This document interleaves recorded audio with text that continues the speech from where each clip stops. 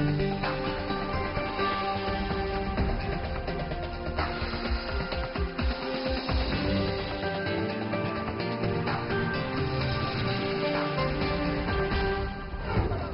today's World Insight with Tianwei, South Korea and Japan at loggerheads over export curbs. What's at stake?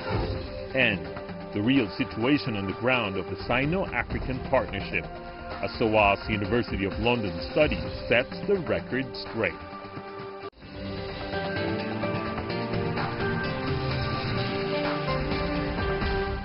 Here is our host, Tianwei.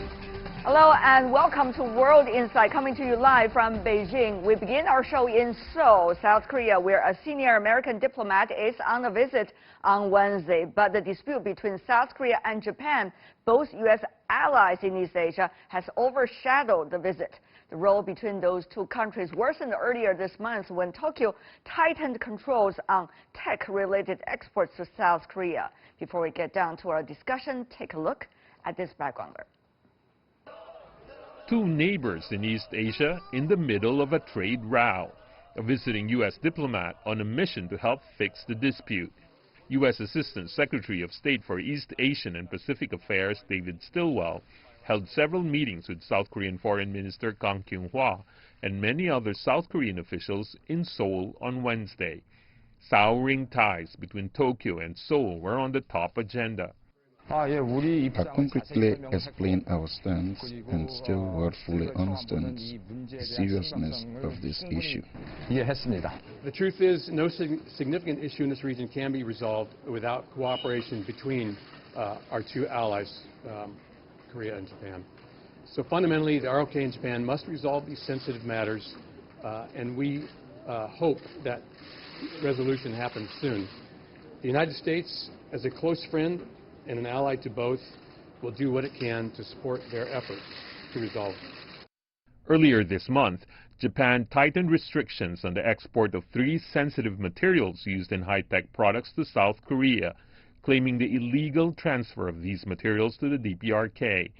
Japan has yet to show evidence to back its accusations. Seoul denied the allegation and filed a complaint at the World Trade Organization. South Korean President Moon Jae-in warned of tit-for-tat measures. Last week, South Korea's foreign minister asked the U.S. for help in a meeting with U.S. Secretary of State Mike Pompeo. Japanese and South Korean officials held working-level talks, but they failed to reach an agreement. Japan's share of the global market for those 3 chemicals is huge. It's very difficult for South Korea to either self-produce or find alternative suppliers, at least in the short term. The export controls directly hit the country's tech giants, which are big players in its economy. South Korea and Japan have been at odds over World War II forced labor.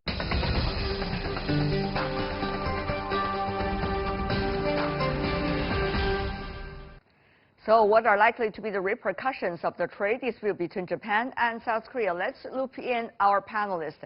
We are joined in Seoul, South Korea by Myung-Koo Kang, who is an associate professor of political science at Baruch College in the City University of New York. Meanwhile, in Hong Kong, we have Yoshikazu Kato, an adjunct associate professor of Asia Global Institute from the University of Hong Kong. He's originally from Japan. Of course, here with me in the Beijing studio, we have Rong Ying, the Vice President of the China Institute of International Studies. Gentlemen, welcome to our program. Go to you first. Mr. Kato, what do you make of the latest decision made by Tokyo? Will the United States be able to play a role to mediate? Of course, Japanese government said this is security concerns. Some national security concerns in terms of managing our trade relation with South Korea. But, undoubtedly, some anti-Korean sentiment or very negative public opinions in Japan are prevailing right now and giving great pressure to Minister of Foreign Affairs. So now, I would say now Japanese diplomats or officials manage the relation with China somehow emotionally or sensitively. So I think, but now the problem is now Mr. Trump, the United States, officials are reluctant to mediate or manage these very important allies in East Asia. So this is something like vicious cycle. So this situation worries me very much.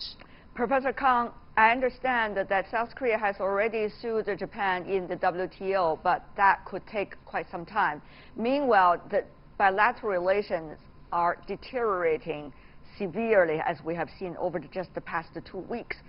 What does it mean for South Korea? Is South Korea looking at the United States as a mediator at all now? Right. South Korean government definitely wants some sort of U.S. government's role in terms of mediation. But as the previous commentator, Mr. Kato, pointed out, I mean, it's sorry to hear that the situation in Japan is getting worse. Likewise, in South Korea, Korean people's, some anger toward Japan is also escalating into a really bad. So at the moment, Korean government wants to get out of this kind of escalating crisis, but I think it'll be really tough, even for the United States, intervening in mediating current conflict, because as you know well, Trump administration has retaliated China based on security reasons. So Huawei case was the one. So in a sense, the Japanese government is emulating the American government policy. In that context, it's not that easy for the Trump administration to get involved at this moment. Of course, the issue about the national security has been overplayed, many believe, in the case about Trump administration approach to China in terms of trade issue. Now, before I get to our Chinese guest, may I come back to you once again, Mr. Kato? But for Japan, which is a country still embrace free trade, which is a country quite active in the CPTPP, for example, is the trade principle still important? Can unilaterally putting pressure on trade toward another country be the way that Japan would like to take from now on? Mr. Kato, your judgment here. Japan had just hosted G20 summit. Yes. And Prime Minister Shinzo Abe, pointed out the importance of multilateralism and free and fair trade. And now, Shinzo Abe is trying to give a pressure, or even some unilateral politically giving a pressure to South Korea bilaterally. So, this is some contradicted. So I think at least Japan should very carefully manage the relation with South Korea economically. Otherwise, your accountability, your leadership, previous efforts would be hardened. Very much so. I think now Japanese policy, including how to combine your bilateral relation with South Korea and your multilateral leadership, should be well combined. Otherwise, your consistency and accountability would be undermined. So this worries me very much again. I see. Professor Kang, go to you. Of course, national security should also apply to the South Korea case. Now, we understand South Korea has been talking about diversifying its sources for raw materials, whether it's compartment or components coming from Japan. So what does that mean? And will South Korea government now also use this quote-unquote the weapon of so-called national security to play up further in the dispute with Japan? The vicious cycle, it seems. Right. First of all, from a longer-term point of view, South Korean government wants to diversify the sources of importing, those critical materials from Japan. In fact, Korean industrial structure has been heavily dependent upon the Japanese, components, especially the component industries. So that is a long-term solution. But at the moment, from the Korean government point of view, the Japanese government accusation that South Korean government violate controlling the sensitive material, etching gas, which is used for semiconductor, which might be exported or illegally transported to North Korea. So Prime Minister Shinzo Abe made such kind of political accusation, and in that sense, current Japanese economic sanctions or retaliation is motivated by political purposes.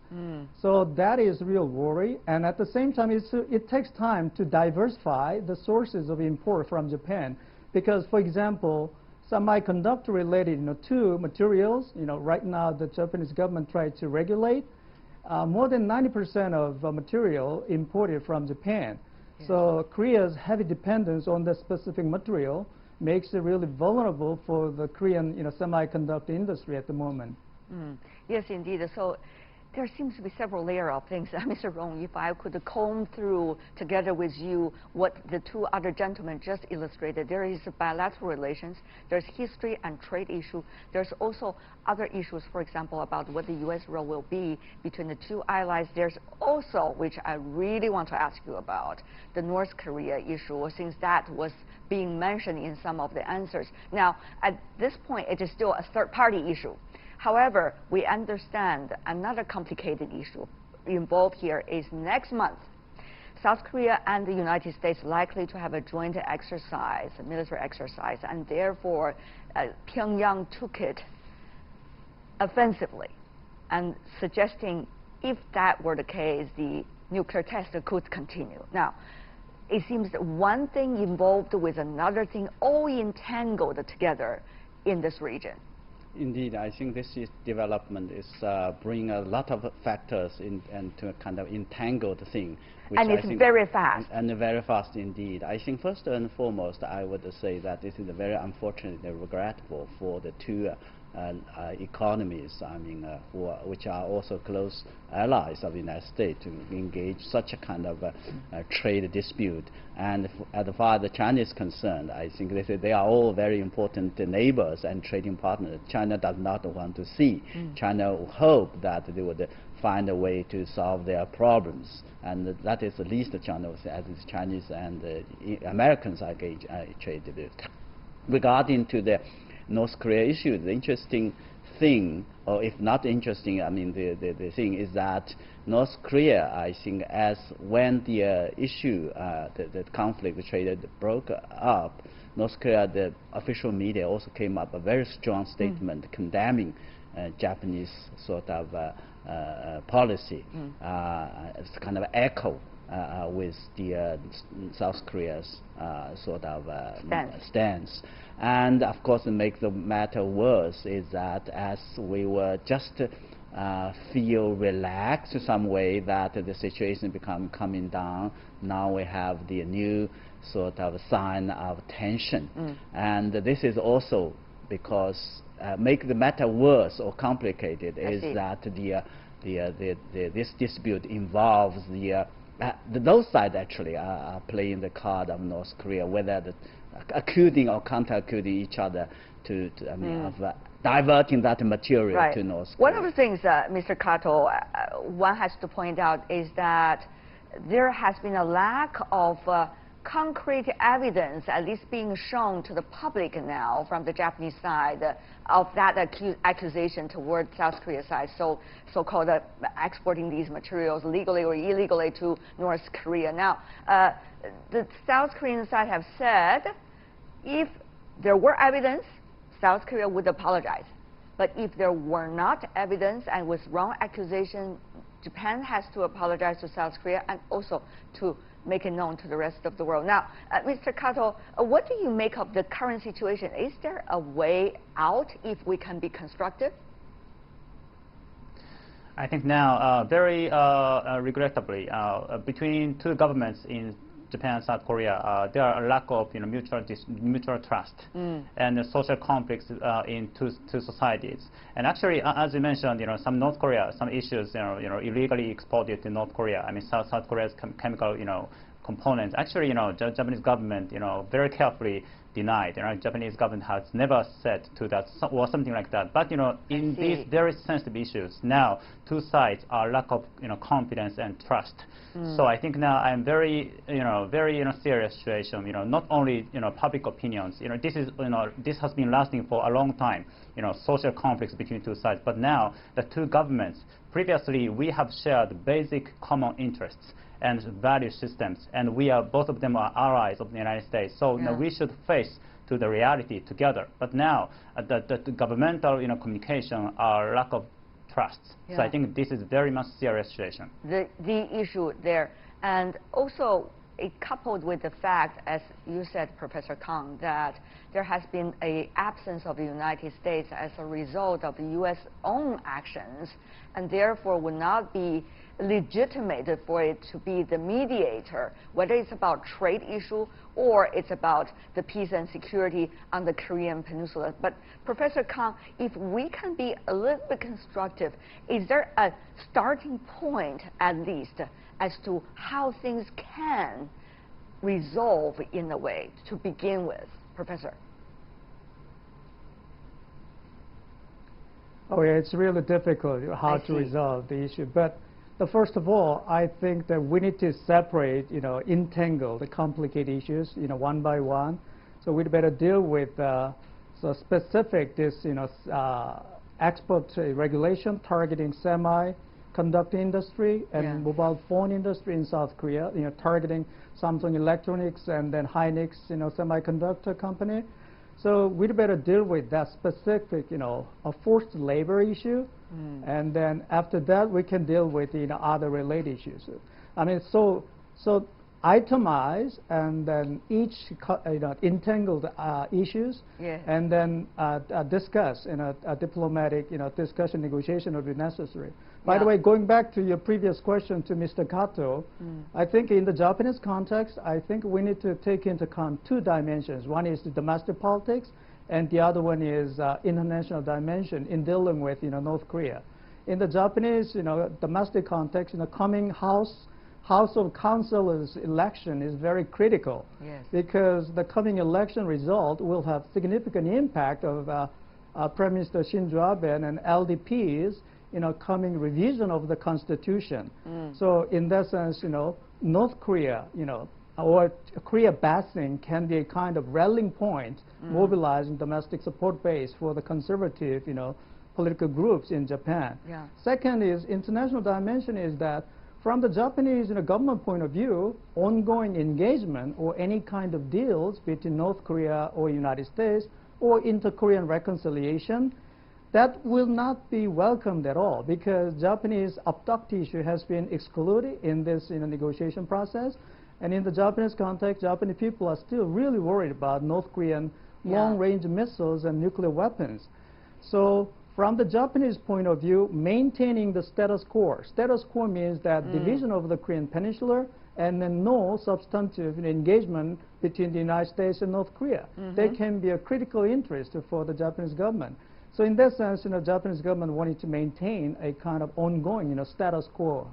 I think that those two dimensions need to be taken into account. Great point. Let's have Mr. Kato to briefly respond to that. Mr. Kato, you've been nodding your head listening to your South Korean counterpart.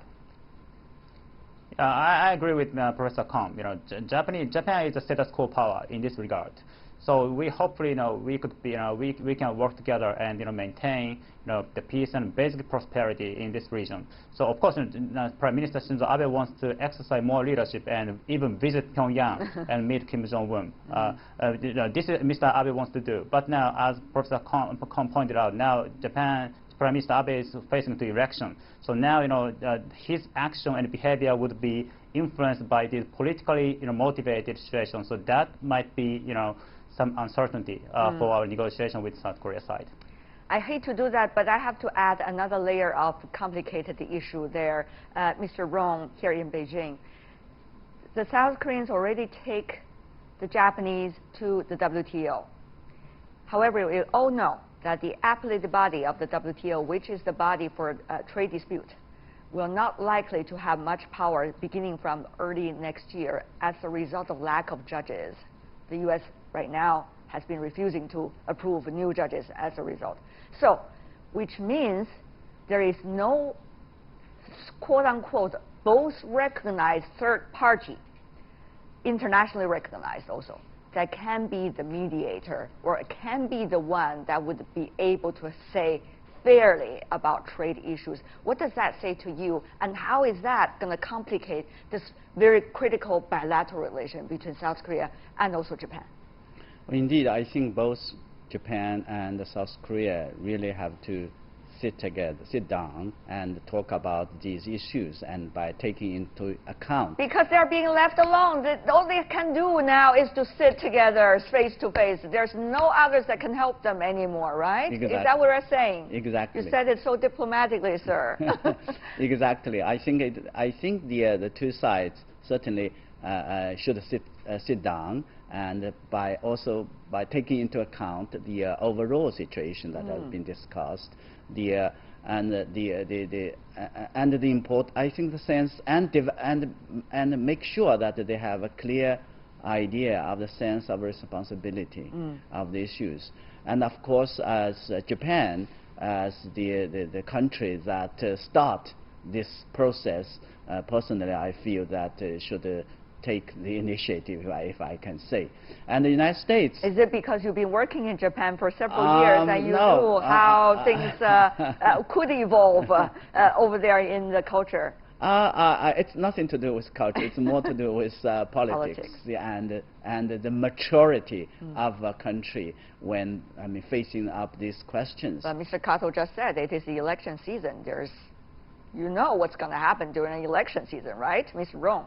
The election will be certainly, will taking place very soon. So I only hope that after the election, there will be some kind of levels of talks, and so that the two sides can sit together and calm down. And but the first and the foremost thing, they should stop escalating the disputes. Having said that, though, there's also the issue of history.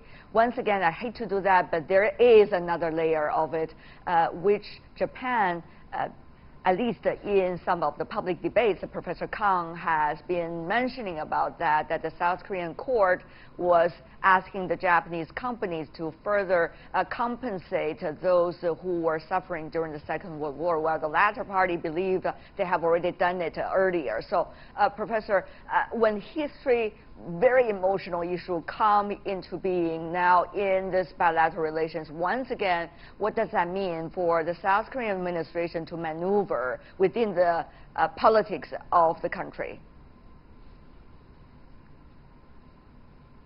Right. I mean, as you pointed out, emotional issue, and then this, forced labor issue in this Korean context is quite closely related to national identity and national pride, yes. Even the legitimacy issue of the Japanese colonial rule. So in that sense, it's really difficult to compromise. But at the same time, we need to look at the issue in a more practical way. The Supreme Court, made a kind of final decision. As you know well, South Korean democracy makes, checks and balance. So even the government cannot designate a certain Supreme Court decision at all. And the Supreme Court decision is basically 10 plaintiffs who served as the forced labor, and 10 people sued 2 companies, Mitsubishi and then Nippon Steel, these 2 companies. And then they asked compensation. And then the Supreme Court made a final decision that 1965 bilateral treaty that normalized the diplomatic ties between Japan and South Korea, it did not completely resolve the individual level compensation issue. Sure. And also, if we look at the Japanese context, at that time, those forced labor companies in Japan, they tried to compensate their own people, but they didn't do that. The Korean people at that time. So even we apply the law of the time, it's really unfair. See? So whether individual level compensation can be requested or not, that's the issue. And then Korean Supreme Court made a final decision. So it's very, complicated. But at the same time, this a forced labor issue is basically illegal from the Korean perspective. Let me have... so it's really difficult to retract such kind of final decision. Absolutely. Yes. It's difficult. To Mr. Kato also. Now, as a Chinese, I understand what Professor Kang has been talking about. But if we talk about it, not just about the history, but rather to look at the history within the context of this discussion today. Now, it is also a very political issue inside Japan because there was some Japanese consider it as quote-unquote history fatigue or things related to it. Whether that is correct or not, we'll leave it to another discussion. But what does that mean for the current administration who are willing to have the change to the pacifist constitution, obviously, but at the same time need to face all kinds of discussions within the country? So what does the current discussion with South Korea mean for the Abe administration? Mr. Kato. Of course, what I can say here is, Japanese government's position is very clear, right? Any negotiation on compensation issue was finally and completely finished in 1965. But this is diplomatic context. This is only diplomatic. But socially and emotionally, our relationship should be moving on. So our efforts on promoting the mutual understanding and trust shouldn't be stopped at this moment. So now, diplomatically and governmentally speaking, this is done already. But the reality is here. A lot of Korean people are, angry and not satisfied with the Japanese management. So we need to face it, and we need to promote or establish some mechanism to reconcile these situations by joint efforts by two sides. This is what I can say here. Well, that's already quite a lot, Mr. Kato. Obviously, you are making your voice heard here. Another important issue, I haven't got the chance to talk about it. Unfortunately, it's another layer of complicated issues. That is the role of the United States. Now, the U.S. has been ally of Japan and South Korea since the Second World War. However, the U.S. today might not necessarily be the U.S. 15 years ago. So how is your side, both from South Korea and Japan, looking at the role of the U.S. today? How much will the U.S. still be entrusted as someone that you can go to for a discussion about an ultimate value discussion and justice discussion? Professor Kang, go to you first. Okay, U.S.-ROK alliance relationship very critical for the South Korean security and national prosperity. That's quite for sure.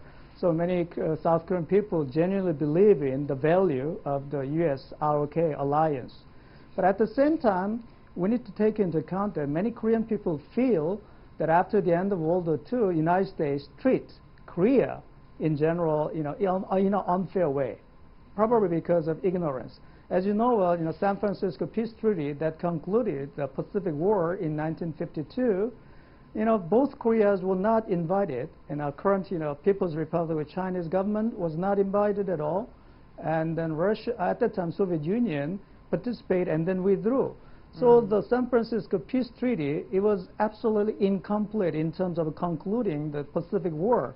But at the same time, as you know, Korean Peninsula got divided, not Japanese, divided. In Germany, got divided, but from the Korean people's historical way of thinking or mentality, we feel that Korea is the victim of the Pacific War, not Japan. And then it was made possible because U.S. strategies in dealing with Northeast Asia. So we need to take into account both aspects. So from the Korean government point of view, at the moment, U.S. proactive role in mediating or dissolving the conflict between Japan and South Korea is very critical. But at the same time, Korean people try to be cautious that always the United States put priority in terms of defending Japan first, and then South Korea is a relatively secondary kind of thing. Okay, we have to wrap it up, but before we go, Mr. Rong, just to be fair, gave also you 30 seconds to talk. Go ahead, sir. Well, indeed, I think we're talking about the very complicated issues involving history, involving geopolitics, and certainly around trade and issues. I think I only hope, as a close neighbor of Korea and Japan, China would like to hope that they would sort out their differences and by taking into account the need for peace, stability, and more importantly, for prosperity. Thank you very much, Rong Ying, and particularly our appreciations to our two guests coming from South Korea and Japan, Mr. Yoshikatsu Kato and Mr. Yong-Koo Kang. Really appreciate it. Thank you so much, gentlemen, for being with us. And you're watching World Insight. The program is coming to you live from Beijing. Still to come on the show, the real situation on the ground of the Sino-Africa partnership. University of London study sets the record straight. That interview right after this break.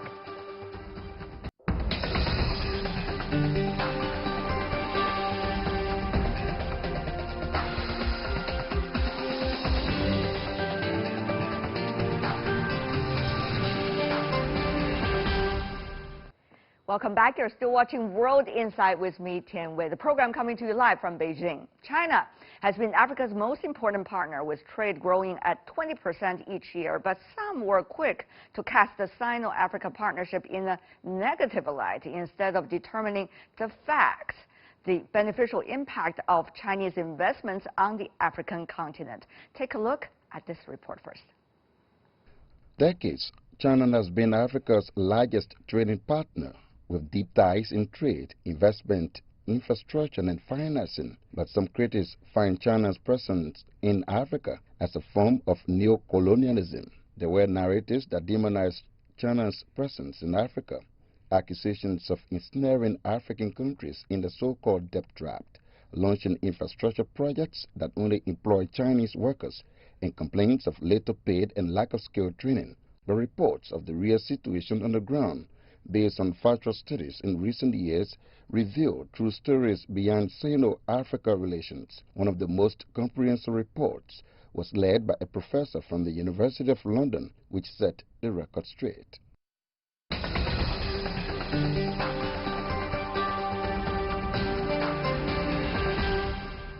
And I was earlier joined by one of the authors of that report, Professor Carlos Oya from University of London, and Ali Khan Sachu, who is the CEO of Rich Management, and asked Professor Oya about his findings.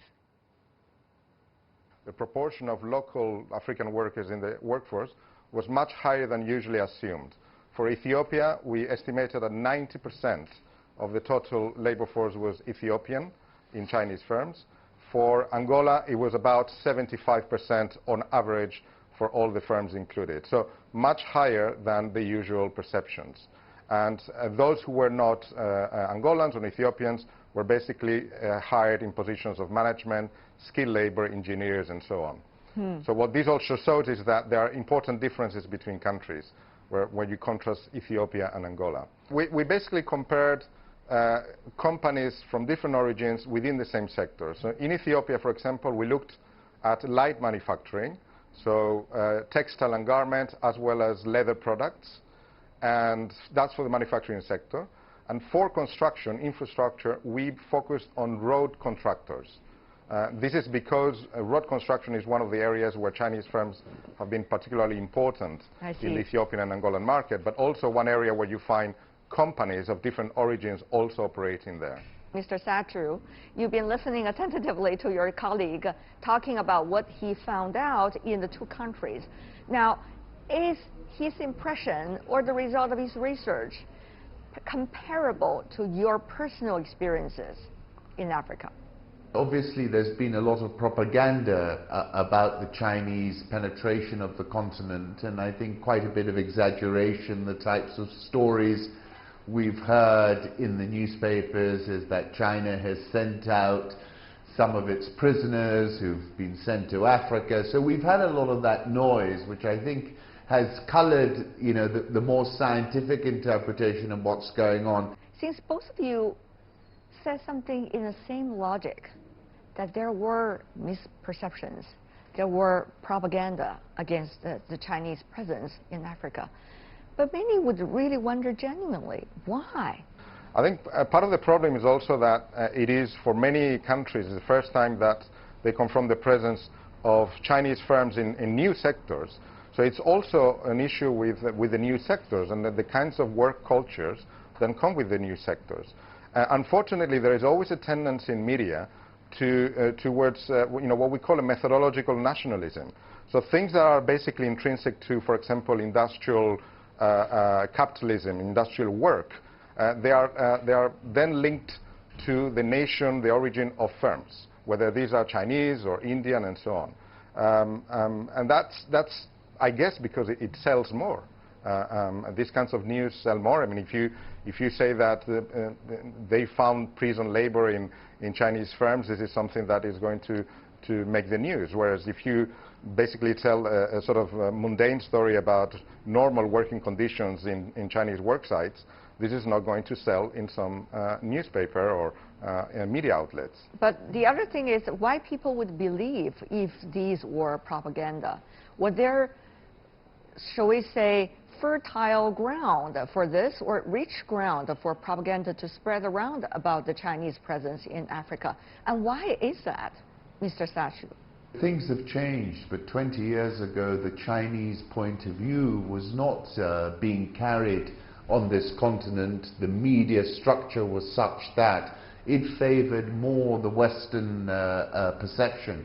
And I think now with the advance of the likes of yourselves, your presence here in Nairobi, there is much more balance. And I think that's a function of the world that we live in today. This is not a unique phenomena vis-à-vis China. It was a phenomena that affected many of the emerging market countries who lacked a voice. And therefore we saw this big drive amongst the Chinese, the Russians, to create their own media in order to represent themselves better. So I think what we're watching, we've moved from a much more unipolar world 20 years ago to a multipolar world today. As you may know, technology is developing very fast, and now we're already hearing, one small country in the world is totally covered by 5G, for example. That's how fast we're talking about. And Africa could have this frog leap effect in a way, because you do not have to go through all the stages the other economy had to went through, and now you can have this leapfrog stage. So what does that mean? Will Chinese businesses and foreign investors be able to provide Africa with an extra opportunity like that? Take Kenya, for example, where we have an incredibly fast internet. For $50 a month, I can stream anything. It's just quite extraordinary. So you're completely correct. I think the next revolution that we're going to see is around this digital internet type economy.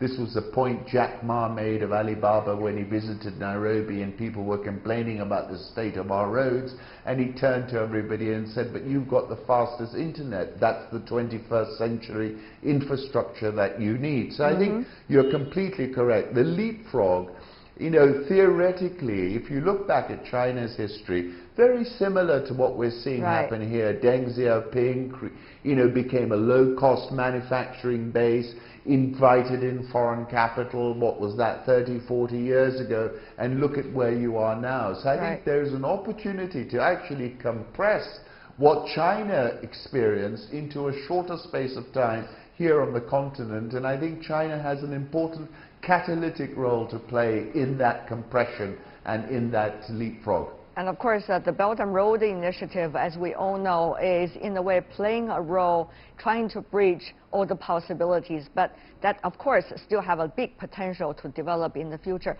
But before we go, gentlemen, I just want to genuinely ask an important question. Probably it's a question also in the minds of many of our audience around the world. If you are not talking to CGTN, which is a media organization now headquartered in China, are you going to say the same thing? Or this is very much in a way, a different situation, different interpretation issue. Professor Oya. Well, no, I mean, I don't shape what I say depending on what media outlet is asking the questions. I mean, we did ask our research questions, we did our research, we got our findings, this is all available, anyone can read our reports and our press release and so on. So the same, I was interviewed by the Financial Times, and this story came out in the Financial Times. Of course, the big challenge is whether media, generally, will be able to provide a fair representation of the findings of research like this.